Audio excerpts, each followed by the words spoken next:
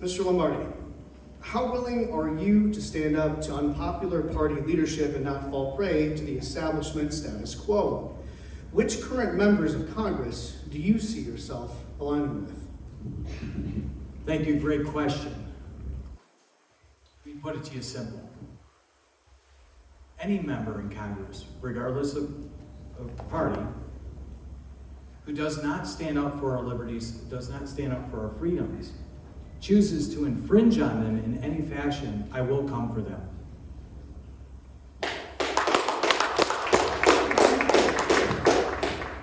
Second part of that question, Jim Jordan, Andy Biggs, and Mark Meadows. Those are the people that I aspire, that I admire. I like what they're doing, and specifically Andy Biggs because of what he's doing in big tech, standing up against them.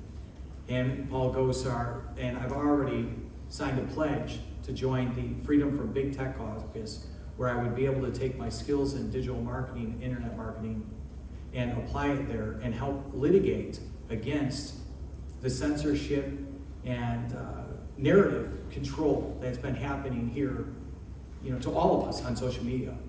So these are gentlemen that I believe that I would definitely aspire to create and forge a relationship with, as well as I've also taken a pledge to join the Freedom Caucus as well, where Jim Jordan's a lead of that as well. I definitely admire his work ethic, his grind, and his litigation skills for sure. So I definitely, as you said, look up to. So I definitely enjoy his skill set.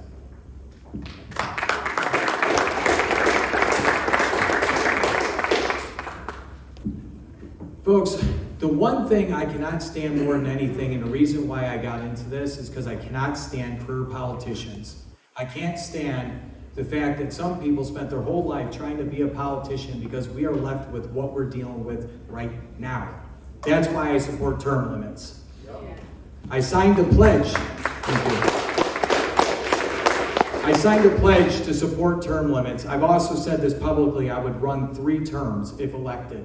And the reason why I would do that is because if I can't get something done in 3 terms and the constituents aren't asking me to reconsider, then obviously I need to move over. What happens is career politicians get in bed with all the chairs and all the people throughout the counties, and then they raise money and then they block out other good Americans, good citizens who want to fight for the rights because they get in comfy. Maybe they get compromised, maybe they get weak. I don't know what their problem is. I don't care what their problem is. What I care about is we just went through a pandemic where we just got our freedoms and our liberties stepped on.